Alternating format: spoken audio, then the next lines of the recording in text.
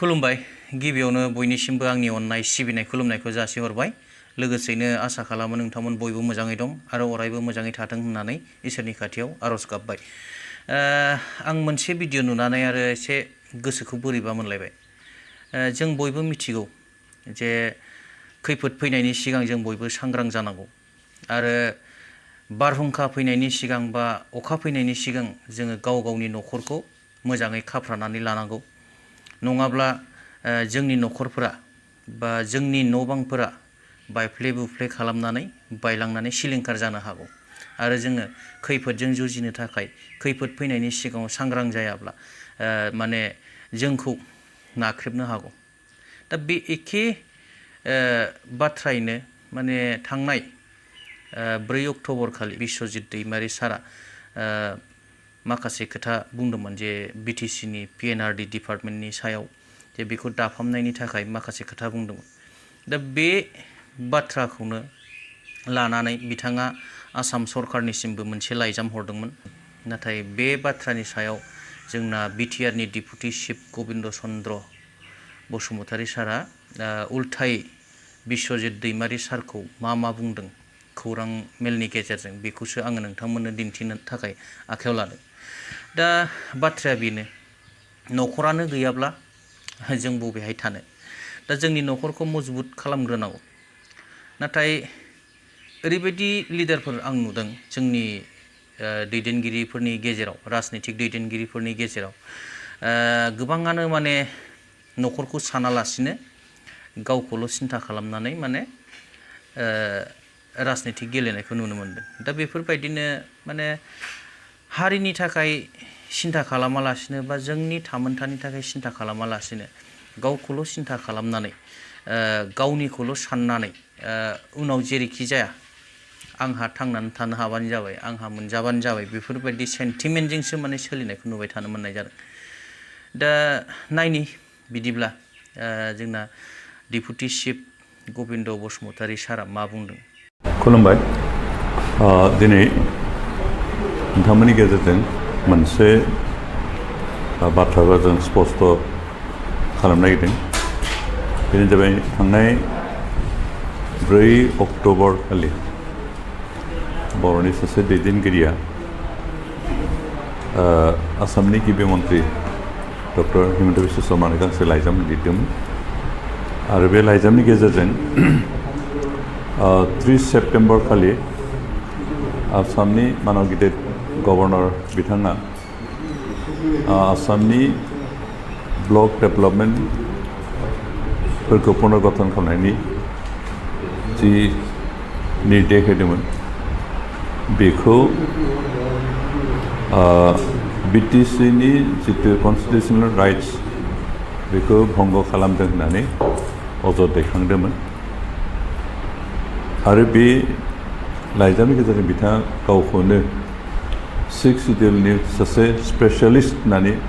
प्रतिष्ठा खालामनो गायसननो नाजानायखौ नुदों आरो लोगोसे बिटिसि सरकारा गावनि ओनसोलाव थानाय ब्लकफोरखौ दाखांफिननायनि रिकनस्ट्राक्ट खालामनायनि जि बेबस्था जि खामानि बेखौ मावफुङाखै, दलर जिरायनानै दं होननानै बिथाङा अपवाद मोनसे होनो नागिरदों। खिन्थु जों बेखौसो बुङो जे बिथां बुंनाय बायदि, बिथाङा आजब दैखांनाय बायदि रायजो सरकारा काउन्सिल सरकारनि जितु कन्स्टिटिउसन राइट्स बेखौ कुनु दिन भायलेट खालामाखै, बरन्स रायजो सरकार आरो काउन्सिल सरकार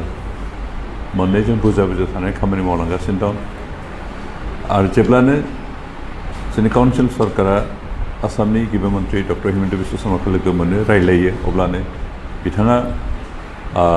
बिथोन होयोमोन काउन्सिल सरकारखौ जे नोंथांमोनहा काउन्सिल सिङाव थानाय ब्लक जि रिअर्गेनाइजेसन बेखौ नोंथांमोनहा खामानिखौ मावफुंनांगौ। बेनिखायनो बै दैदेनगिरिया बुंनाय बायदि, अजद दैखांनाय बायदि रायजो सरकारा काउन्सिल सरकारनि कन्स्टिटिउसन राइटखौ भायलेट खालामाखै।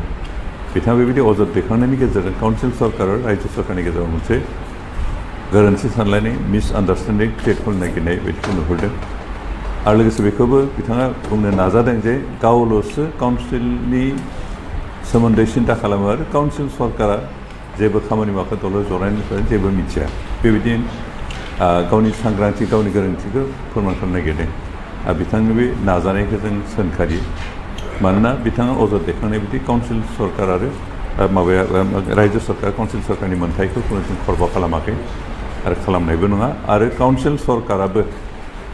बिथां अपबाद होनाय बायदि बिथाङा अजद दैखांनाय बायदि दलर जिरायनानै थायाखै जों काउन्सिल सरकारा 3 सेप्टेम्बर खालिनिफ्रायनो DRDनि गेजेरजों ब्लकफोरनि पुनर गठनखौ रिअर्गनाइजेसनखौ जागायदों आरो 30 सेप्टेम्बर खालि जा मानगोनां आसामनि गभर्नरा मोनसे डिरेक्सन होनानै SOPD बे PTC काउन्सिल सिङाव थानाय ब्लकफोरखौ दाथायफिननो थाखाय मोनसे SOP दाना होदों आरो बे SOPनि थिननाय बायदि काउन्सिल सरकार बे खामानिखौ मावगासिनो दं बेनिखायनो जों काउन्सिल सरकार दिनै जिरायनानै थायाखै उन्दुनानैबो थायाखै गावनि दायित्वखौ पालन खालामगासिनो दं आरो बिथाङा लाइजाम हरनायनि सिगाङावनो जों काउन्सिल सरकारा BTC ओनसोलनि ब्लक दाथायफिननायनि रिअर्गनाइजेसननि खामानिखौ मावगासिनो दं बेनिखायनो अजथायै अजद दैखांनाय बर' दैदेनगिरिनि आसामनि गिबि मन्थ्रिनि लाइजाम हरनायनि गेजेरजों जि मोनसे गाज्रि बारहावा सोमजिहोनो नागिरदों बेखौ जों सोंखारियो आरो रायजो राजाखौ खावलायो जे बेबायदि गावखौनो जोबोद काउन्सिलनि स्पेसियलिस्ट हिसाबै फसंनो नाजानाय बिथांनि बे नाजानायजों रायजोफ्रा जाहाथे दैदेनजाया आरो जों रायजोफ्रा काउन्सिलनि जि मोन्थायखौ मोजां बुजिनानै बिथांजों दैदेनजायालासिनो जोंनि स्थितियाव जाहाथे थिग थायो बेखौनो खावलायनाय जों खावलायदों रायजोफ्रा जाहाथे बिथांजों बिथांनि जि गोरोन्थि सावगारि दिन्थिनो नागिरदों बेखौ जाहाथे फोथाया मानोना जों काउन्सिल सरकारा कुनु दिन गावनि दायित्वखौ मावालाफानो थायाखै गावनि दायित्वखौ पालन खालामालासिनो थायाखै आरो स्टेट सरकारबो रायजो सरकाराबो कुनु दिन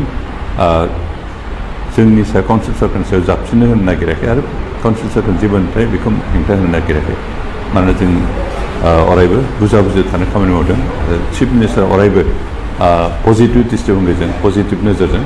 BTC काउन्सिलखौ सालायलांनो थाखाय बिसोरनो होबाय थादों आरो होलांबाय थादों काउन्सिलाव आं PNRD डिपार्टमेन्टखौ नायदों आरो जों PNRD डिपार्टमेन्टआवनो बे ब्लकनि बाथ्राया फैयो खिन्थु जों माबा हिसाबै जों इटिमेटिभखौ स्टार्ट खालामबाय बिथाङा लिरनायनि सिगाङावनो खामानिखौ जों स्टार्ट खालामबाय आरो दा सोलिगासिनो जोंहा बे माखौ ब्लक रिअर्गनाइजेसननि खामानि सोलिगासिनो दं इटिमेटिभ जों गार्जेन मिनिस्टार बेनिफ्राय MLAफोर आरो डिपार्टमेन्ट सेक्रेटारि बायदिसिनाखौ लानानै मोनसे कमिटि दाबाय आरो बे कमिटिनि गेजेरजों जों खामानिखौ मावगासिनो बिथाङा लाइजाम हरनायनि सिगाङावनो जों खामानिखौ स्टार्ट खालामदों बेनिखायनो बिथाङा लिरनाय लाइजामा जेबो मुल्य गैया